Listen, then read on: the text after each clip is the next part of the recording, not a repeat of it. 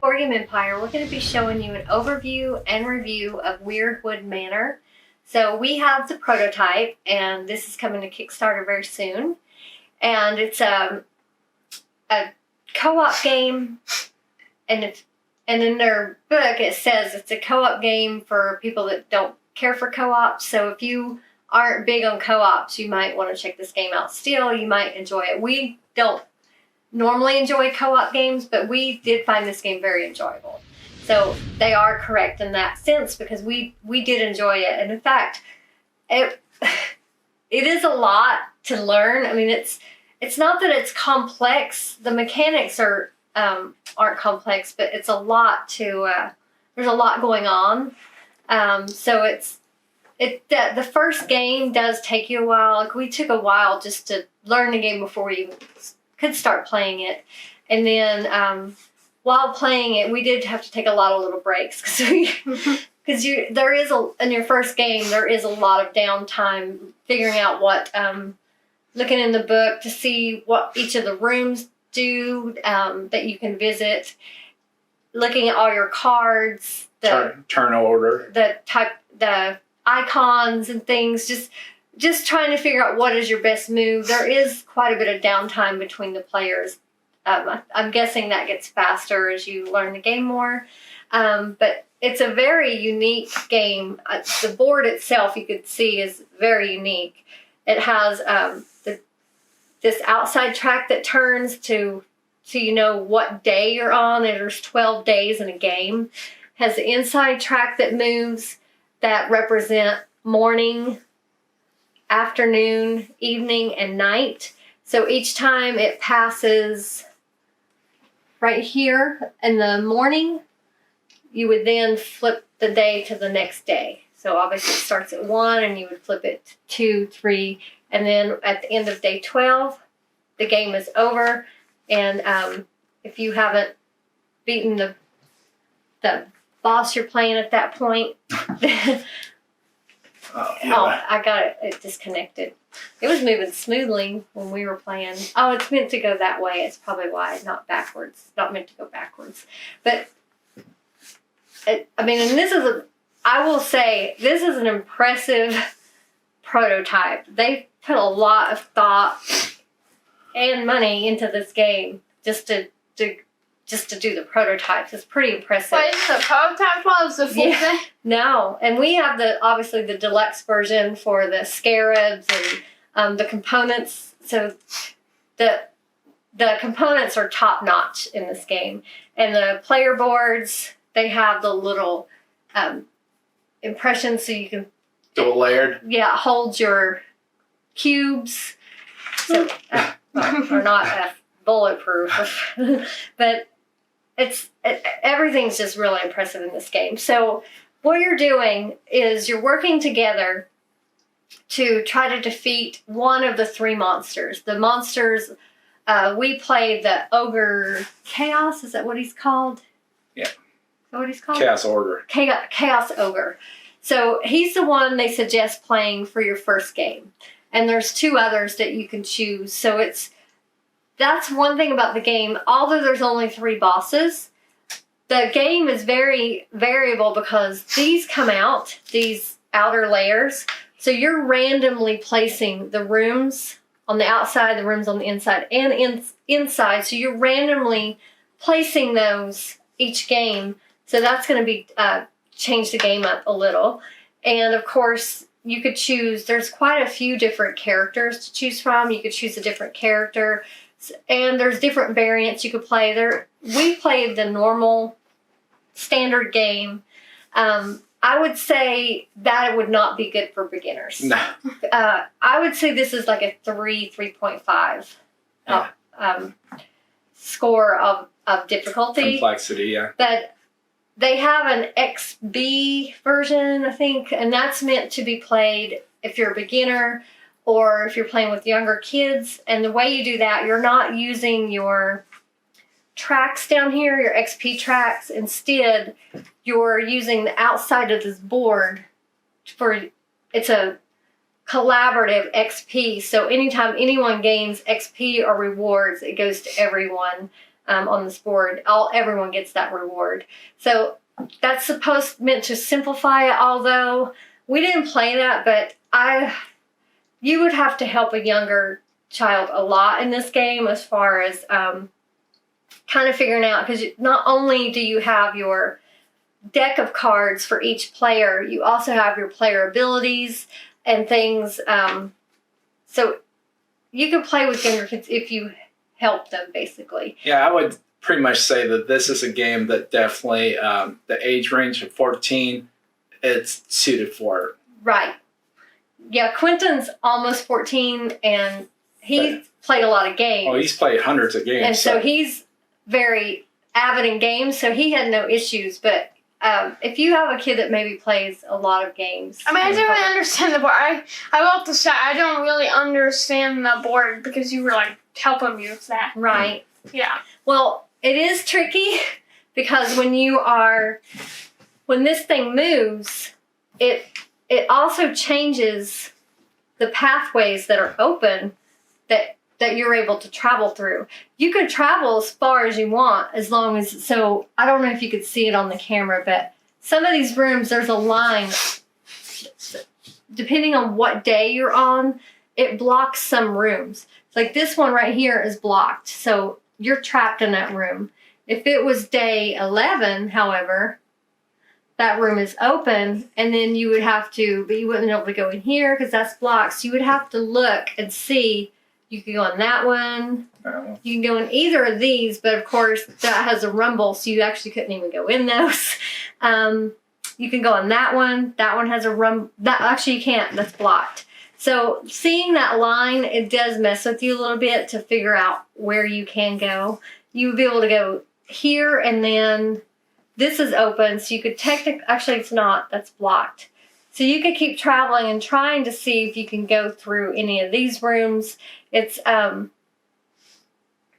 gets a little tricky, but that kind of makes the game, it adds the time to the game because you spend a lot of time figuring out where you can go and what you can do and what the rooms do, because each room has an action you can do as long as there's not a scarab or the boss in there. Or the Fey Monster is what it's called.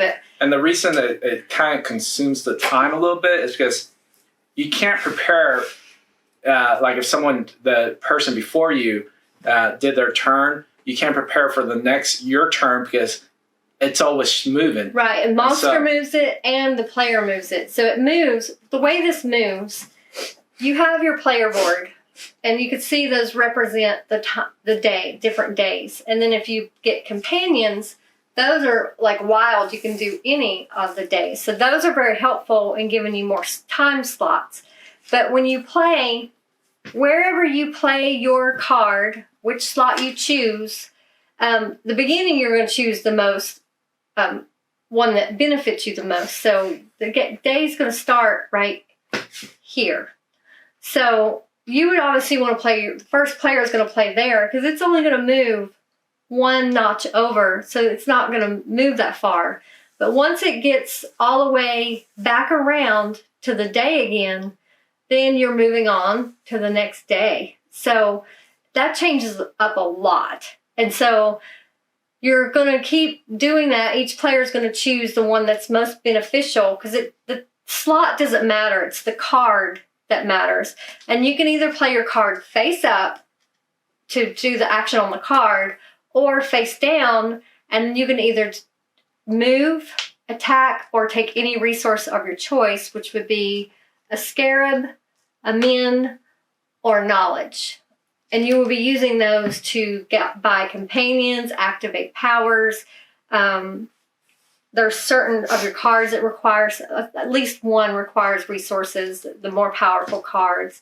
And so you can only play one card in a slot. And then if you have some of these Warden Tactic cards, you can also play that on top of it to get either an immediate award or an ongoing award or effect that occurs as long as that's face up until you have to refresh all your slots.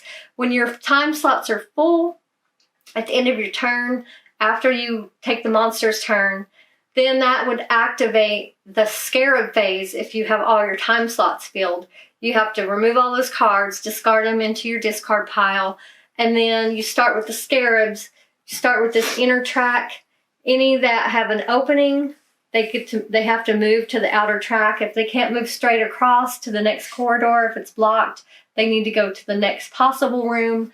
If they're blocked, if their room's blocked, they can't go anywhere. They stay there. Same with it. Then you start here and go clockwise, doing all those scarabs. Do the same thing in here. They go out to the middle region, and then you're going to be adding more scarabs here that you're basically replacing any that aren't there anymore. So you can see it's just a constant invasion of scarabs. Scarabs are actually very easy to defeat, though. They only get to roll one blue, forget what that dice is called. What is the blue dice called? Balance dice, I think. Yeah. So it has a combination of both defense and attack, and it has a blast thing where if they roll it, they get to skitter out of the room, I think they called it, or scurry. And there's a lot of different dice. So red, which is attack, black. Red's attack. Black is defense. Is defense. And then I don't know what the white dice is for. What is the white dice for? I don't know. We didn't use the white dice. I'm guessing it goes with a certain character. Yeah, or a certain monster. Or solo. Oh, maybe that's solo. We didn't even look at those rules. Yeah. But these are the 3 dice you're going to be using. And when you're forging dice, you have to forge the dice. Like I have Wally Cooper, so he doesn't get any dice. He's a thief. So I'm trying to forge more dice that he can steal. So I got up to 2 dice I could steal, and I could steal any 2 dice of my choice from the Fae monster or that I'm battling. You have to make sure when you do forge, you have to go to the location where you are able to forge. Right, it's an action. You just don't. On the rooms. Yeah, you just don't. Everything's use the resource. Activated by either an action on the room, an action on the card. You don't just willy-nilly do things. The only thing you can, the card is what initiates what you can do. You can either, like I said, play it face up and do that action or actions that are on the card, or if you play it face down, you have your choice of moving, attacking, or taking a resource. And then wherever you end up, then you can also do whatever the room actions are that you're in, unless there's a scarab or Fae monster there, then you cannot do it. Another thing with these cards, you notice they've got the little, in the corners here, if you happen to match up 2 symbols, you immediately get that resource, which is kind of cool. Or some of them give you hit points, defense. I think that's all of it. Defense, hit points, and resources. Yeah, there's a lot to this game. We're just doing a quick overview. Well, we should cover this. And then you have the Fae Monsters board. We actually beat him the very last round. Amanda did. I mean, it was... And she dealt just enough damage. Right, just enough. Like, we thought we were going to lose. Quentin started... He took him down a little bit. Yeah, he dwindled him down a lot. Yeah, and then Amanda. But we got a healer. I thought I was gonna kill him because I had all these scarabs for free attack. Mm-hmm. I have two attack here, so 5. I was gonna do this, so 10 attack. Plus, I would have rolled dice. So I could have got like 12 to 13 attack. He got stuck in one of the rooms. And that still wouldn't have been enough. So I was actually a good fit Amanda attack because we would have lost. I had a thief. Anthony had a healer, and Quentin had the attacker. So he did dwindle him down pretty good. So he got him down to where I had just enough that I could hit him with, because I'm able to steal his power cards and use them against him, and I was able to steal 2 of his dice. So I kind of handicapped the Fae monster before I even went against him. And the whole time, I also had that power card I'm able to steal from him. If we hadn't, I kept stealing them so he couldn't use them, because it makes him more powerful, gives him more dice, more hit points. So that was one of my abilities I was able to help us out with. Plus, I was able to help them by giving them more shields. It's another one of my abilities. And I had a awesome companion that allowed me to use any power on my board for free, because normally you have to pay resources to use those. So that helped me. I got that late game. That was a game changer when I was able to do that. But we had a hard time getting to the boss because of all the room shifts. It was hard to get to him. We were able to battle him more when he came to us, because he has a lot of monster cards that he goes in the room with the active player. That's how we were able to dwindle him down a lot. Actually, getting to him was hard. But normally this would be full of cubes until you, and he's got head, torso, and feet. Yeah. That you're attacking 3 areas on him. And the way that works is if you keep on, each time you remove 2 of the 2 top, 2 center, and 2 middle, it pretty much allows for scarabs to go around. Right. But you have to get all 6 to remove one of their dice. Yeah, that handicaps him a little.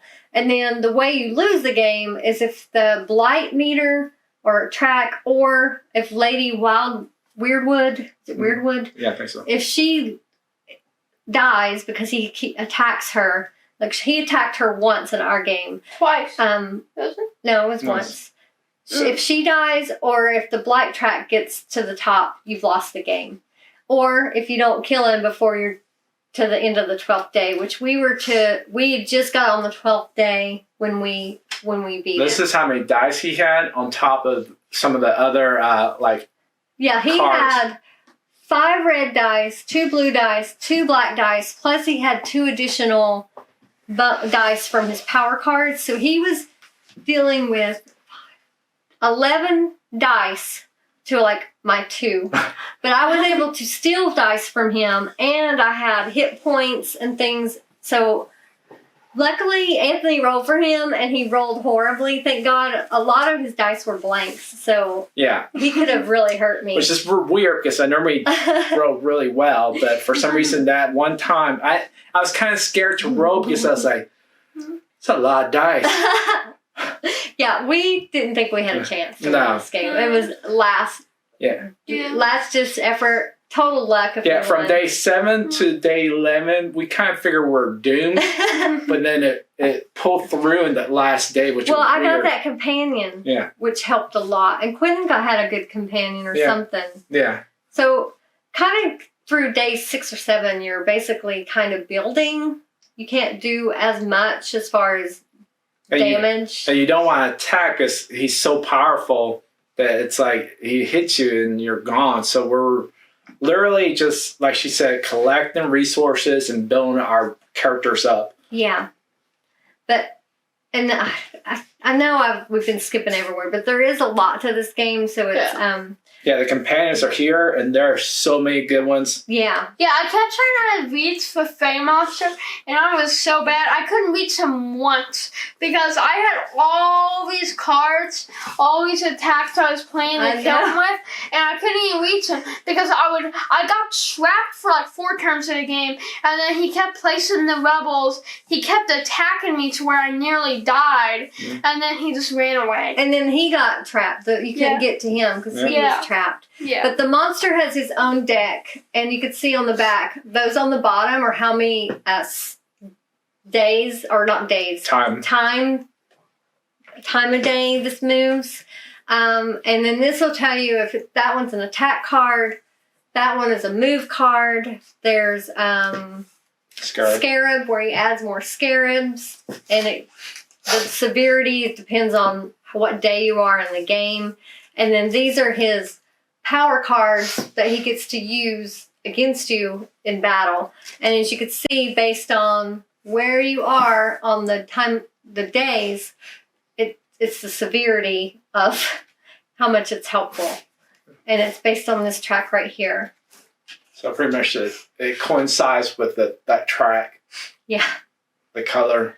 So, yeah, he gets meaner and more enraged as the days go on. But we really enjoyed this game. It is a lot to learn as far as just, like I said, what all the rooms do. But the book's really good at explaining all that. And that's still a lot. You will be flipping through the book a lot. Yeah. Just to especially your first game, just to because you're not going to remember all that. And we asked the developer a lot of questions. Yeah, he was like on speed dial of Instagram. But he was amazing. He answered instantly. Yeah, within a minute. Yeah, we were like wondering, like, and then the whole time he was like chatting and we were like, who are you talking with? And he would just like ask questions nonstop.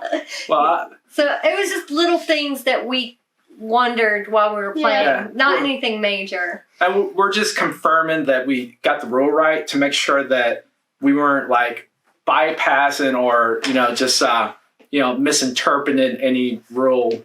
Like, for instance, here's one question we had. So if you move into a room with a scarab or a monster, you obviously, you have to battle the scarabs first. We knew that before the monster. You have to have an attack, first of all. But so you can't just attack because you're there. Like, I know a lot of games, it activates an attack if you move into the room. You have to have an attack action. But and the cards initiate his attack actions. He has attack cards. But if you say he moves into your room, you're already there. We wondered, can you move out of the room or do you have to stay there and attack? And you can, if the rule, like movement rules allow, you can on your next turn use an action to move out of that room. That was one question. And then the scarabs, if you battle the scarabs and defeat them, which they're very easy to defeat, you can keep it and as a resource. You gain 1 XP, or you can banish it from the game and get 2 XP. But there was one where a card that said banish a scarab. That's not a card. It's my character ability. Oh, his character ability. It said banish a scarab. 2. So Yeah, 2. we assumed that meant delete it from the game. And that was correct. But we wanted to make sure that Anthony couldn't keep it as a resource, just to clarify, because that would be a game changer if you could keep those. Oh, yeah. And banish them. But that was the other thing we asked, and I can't remember what it. There was maybe one other thing. I don't remember. We asked like 5 questions. Yeah, I don't remember. But yeah, he was awesome at being there and answering those questions right away. Is there any other thing I missed that might be major? No, I can't think. I would say, did you talk about the companions? Yeah. Yeah. Did you talk about these? Yeah. The abilities? Yeah. This? I don't know if I showed. The companion's cost is right there. Yeah, you showed that. And then basically, you just flip them over when you use them, and then they refresh at the end of your turn. Some of them are passive. There is.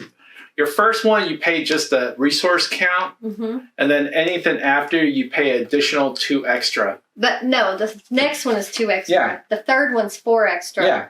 For each one you go up, it's an additional. For each, like if you had 2 already, you would pay 4. Did you cover the If you had 3 passives? already, you would pay 6. 6 additional. Did you cover the passives? Not really. You also have abilities on your player board. We believe this one's passive, this one costs resources, and these all cost resources to use. Those are your powers that you can use. And you can use those anytime as long as you can pay for it, that you can use them. You can only play 1 card, however, either face up or face down. Oh, there was also this. The fire, and then you flip it over, the aftermath, the rebel. Yeah. Well, no, the rebel, there's rebel and fire. They're 2 different things. Yeah. We never had to place fire, but we had to place lots of rebels. I remember one time we misinterpreted rebel for fire, and then I was like, why is there fire in rebel? I remember that. Yeah. So. Yeah, there's a lot to this game. Yeah. So what do you think of the game, little guy? I would give it like a 9, because it is one of the best, second best we've played. But the thing is that it takes so long. Like, we were playing it at literally at 1 a.m. So we were like, Well, you were like that. So we decided to continue to the next day. Yeah. But you gotta realize we were learning it, so Like we you spent a can, lot of time learning like you can tell by how long the explanation is. That's been a while. Like even our dog is just asleep, like listening to us. So what did you think? I said I gave it 8.5. It's pretty good. Definitely one of the best, second best co-op games we played. And 8.5 or 9? You said 1. You said 9 first, then you said 8.5. So which is it? I never said 9, did I? Oh. I would give it Now it's going to be a totally different number. 9. 9.1. But why? Why do you give it that? Because it's a really fun game. There's a lot of strateginess. I think this game is definitely not for beginners. I don't see how kids could play this, first of all. Like You're a beginners. kid. No, I'm saying like really young kids. Just said younger kids. Like I couldn't see someone like 8-year-olds like comprehending this. Like I just sure couldn't. I probably couldn't comprehend this if I was like 12. Yeah. We had some difficulties playing this because we had to like look at the book a lot. We did have some difficulties and questions, even though we play board games a lot. So it definitely is a complex one. Mm-hmm. Yeah, it's got a lot of iconography that you have to memorize. Yeah. And also the character abilities, they kind of do a lot. Character abilities. And also this, like, keeping up with all of it is a lot. Like, all this. But it does have a player aid, which is very helpful. I forgot about And the it player does have aid. the iconography on the back. Yeah. I forgot about the player aid. I used the player aid Oh, so did I. the whole time. I didn't use the back. I kept forgetting it was the iconography. It was on the back. I kept looking at the back of the book. It's on the back of the book and the card for the icons. I would have used this. It would be helpful. But iconography? Yeah. So hey, are you done? Yeah. Okay. So you want me to go next, or? Yeah, go ahead. Okay. So I really like the design, the theme of this game. I think that's one of the highest points of the game. The design is phenomenal. These are some of the best components I've seen. I do like the acrylic standees. We like those better than the actual miniatures because the miniatures are one color, whereas these, you can see they have the actual design and color.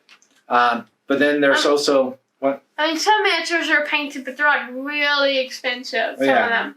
But then there's also... I like the mechanics of the days and the time, how it moves. There's also one that you could actually... the terrors of temporal rifts where you could kind of maneuver the timeline. There's also portals in the game that you're able to go through. So there's a lot of elements in the game that are just phenomenal. I like the character abilities, how you could, you get experience. And then once you max out your experience, you could, I don't know if we talked about that. Mm-mm. Once you max out your experience, so if you went like all the way here, you're able to do different things. And so that is really cool. I think Quinn did that. He was the only one who did it. It allows you to do damage to the Fey. max Well, out. the battle one. Oh, yeah. You do immediate damage to the Fey monster. Yeah.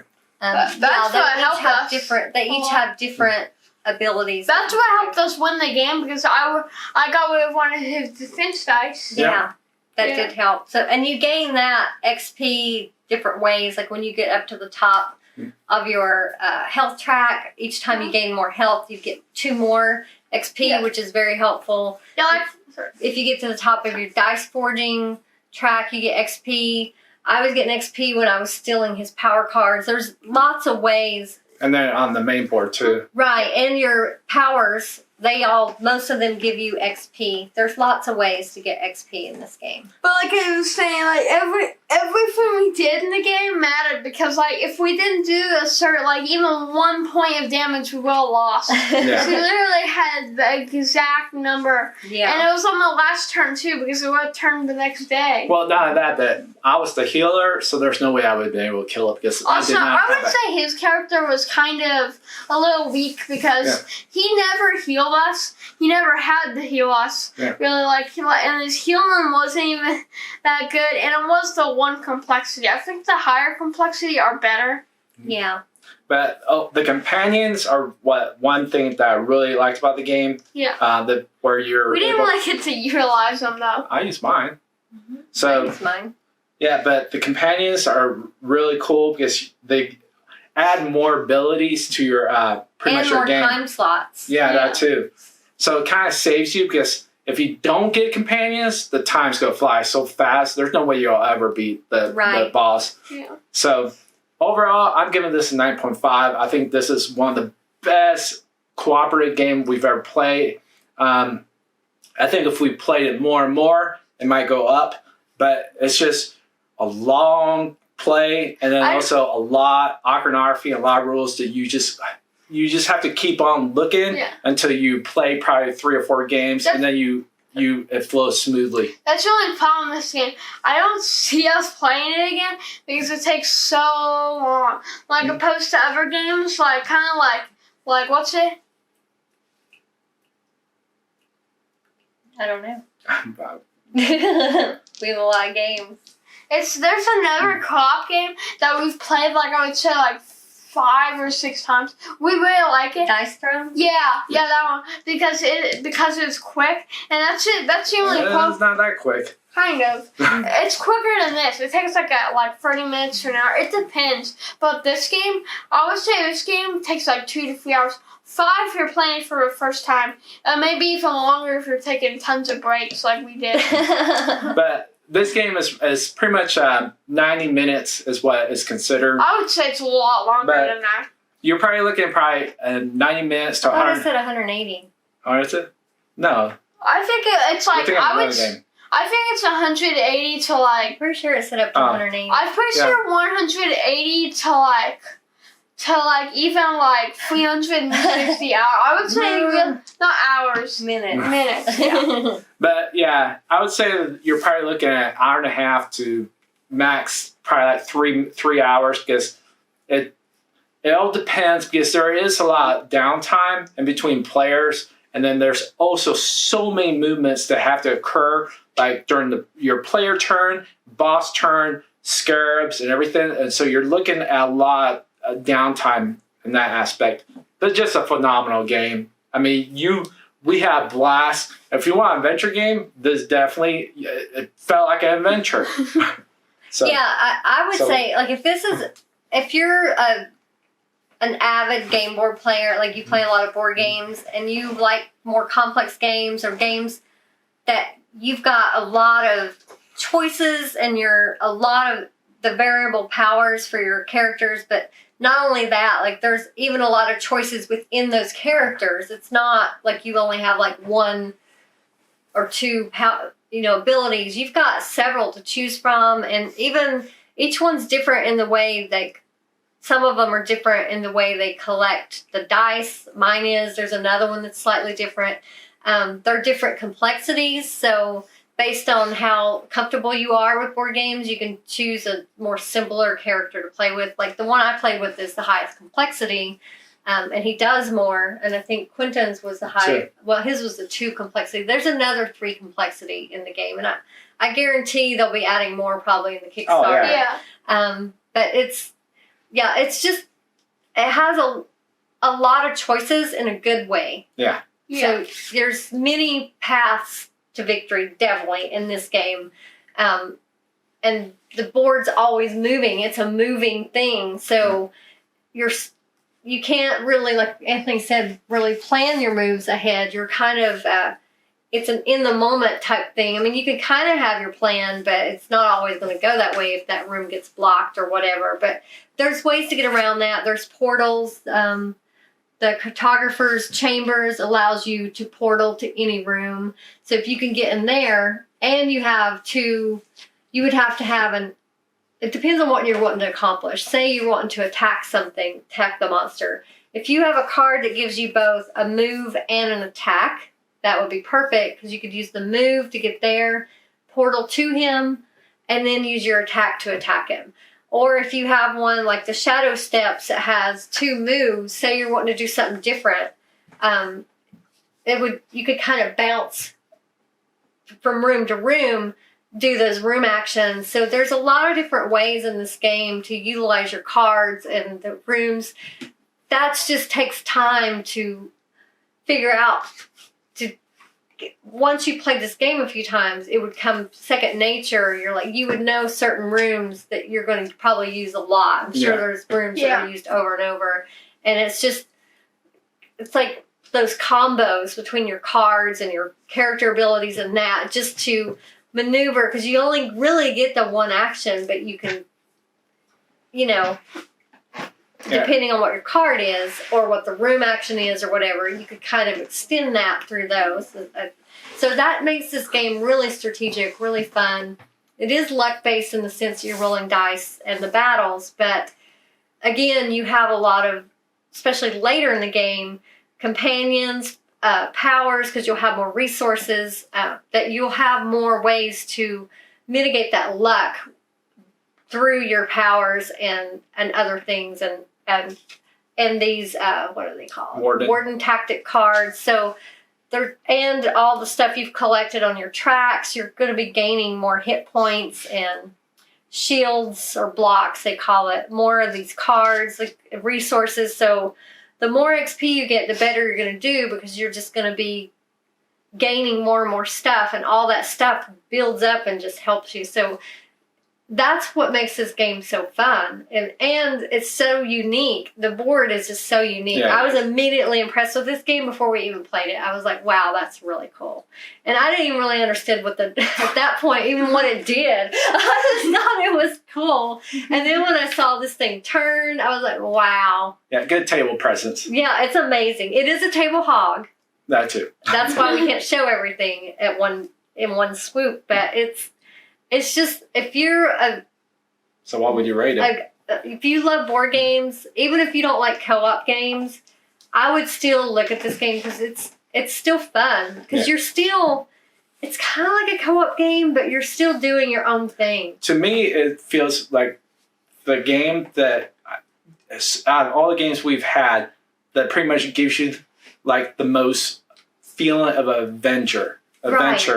Yes, it's like, you're literally, it just going room, trying, it just feels like what you would expect a cooperative game to be. Right, and I think the fact that is always moving does keep it more exciting. And then, of course, there's blight. I don't even know if I went over that. When there's 2 scarabs in a room, you have to flip over the room.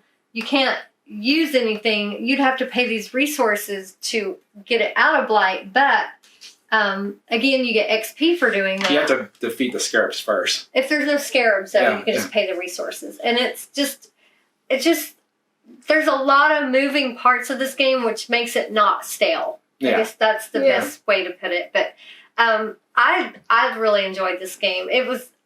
My head hurt when I was done playing it, I'm not going to lie. It's not like those games. There's a game we played recently. Oh. I can't remember it.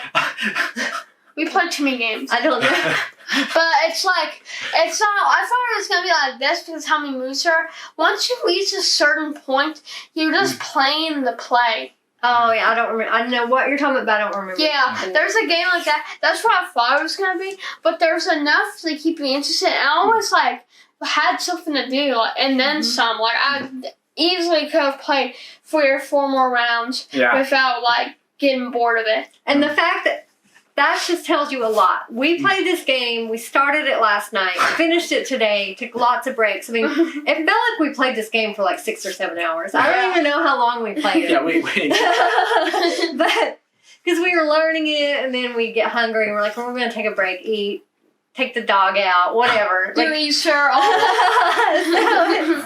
But it wasn't boring. It was fun. We looked forward to coming back to it and finishing it.